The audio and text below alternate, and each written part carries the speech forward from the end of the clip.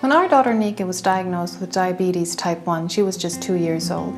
She went from being a complete healthy child to a child that needed approximately 10 to 12 insulin injections every single day and the same amount of blood sugar tests in her small fingers and small toes. I remember they told me it doesn't hurt, she'll get used to it. Unfortunately, that is not the case. When you're 2 years old, you do not understand why you need to do all of this. Today, Nika is 8 years old, and you can't tell by just looking at her that she has this diagnosis. She looks like any other child, but that is not the case. Nothing will ever be the same. Diabetes type 1 is one of the oldest diseases that we have, but still we don't have a cure.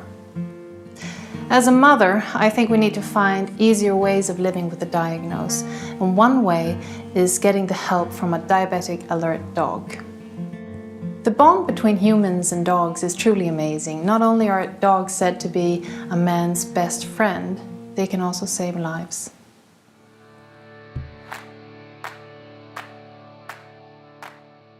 Molly will be trained to become a certified Diabetic Alert Dog.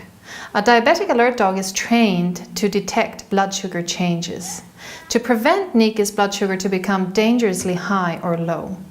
The dog's nose is so sensitive it can send an alert even before Nika is actually high or low.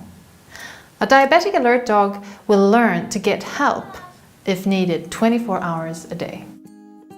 We started training Molly at the age of 4 months together with SOS, the Swedish Service and Hearing Association. Our trainer has many years of experience with training service dogs.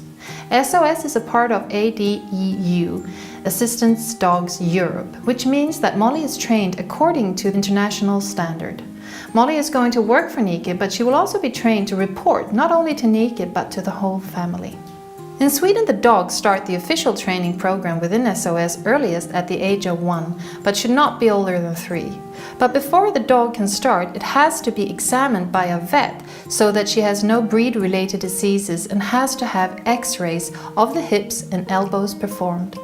Also, an evaluation of the dog's personality needs to have been done so that she has what it takes to work as a service dog.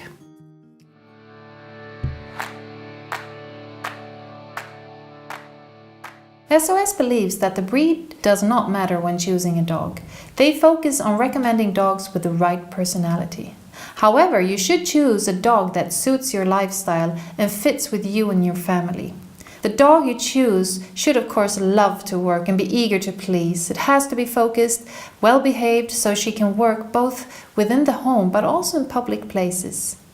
The dog needs to be friendly, of course, towards all people and other dogs. Cannot show any signs of aggressions or fear.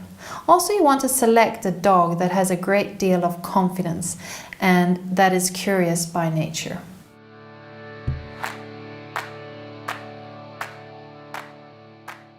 When we train Molly, we are working with something called positive reinforcement, meaning we give her attention with treats, love and play when she does what we want her to do. And when she doesn't, we just ignore her, because we want her to do the right thing, but we don't want her to be afraid that she doesn't get it right the first time. We do not want a dog that only works when getting a command. We want a dog that will think for itself. As a service dog, you are expected to always behave in an appropriate manner in public. Therefore, these dogs are trained to go from full power playing outside to settling down and relaxing very quickly when needed, so-called on and off training. We naturally train Molly in all kinds of different environments, as she will need to be comfortable in various places that Nika in the future will need her in. Different loud noises, grounds, all kinds of people and other animals we let her get acquainted to. Everyday obedience is something we started to train Molly from day 1. We train her to be responsible and tidy up her toys, but also to pick up everything we drop.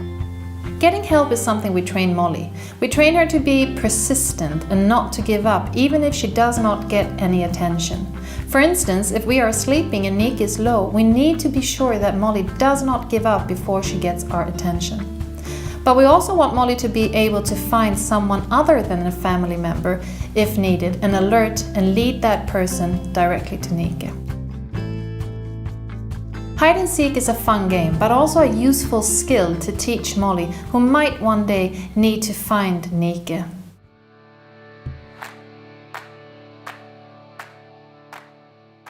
The most important thing is, of course, scent training. We started introducing low and high blood sugar smells when she was just a puppy. The first step was for Molly to recognize a smell that was different. Once she recognizes that smell, we trained her to alert. High and low blood sugars does not smell the same way, so we are training Molly to alert us by bumping my hand when she smells a scent of high or low. And then I ask her, "What is it, Molly?" And if Nike is low, she will lay down, and if Nike is high, she will spin around. The purpose of the alert is for Molly to get our attention when she smells a change in the blood sugar. The next step is to train her to, by herself, figure out what to do when she smells a high or a low. She has her own cupboard in our kitchen. Here we train her to bring Nike what she needs based on her current blood sugar level. Most of the training is done when Nike is not around, therefore we keep samples of different scents from Niki in the fridge.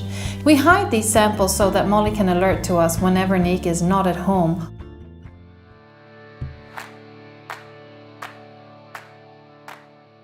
From that, the official training starts. It usually takes approximately a year until the dog graduates, all depending on the dog, of course. A year after graduation, and then each year during the period that the dog is active service dog, an annual test has to be done. This is to ensure that the dog and the handler, in our case Niki, maintains their knowledge. When training a small child and a dog, it's really important that it's not about the training all the time. They need to have fun, they need to love each other in order to become a really tight team. Today Molly and Niki are quite inseparable. Wherever you find Niki, you can be sure to find Molly. And she's always keeping a close eye on my daughter and keeping her safe.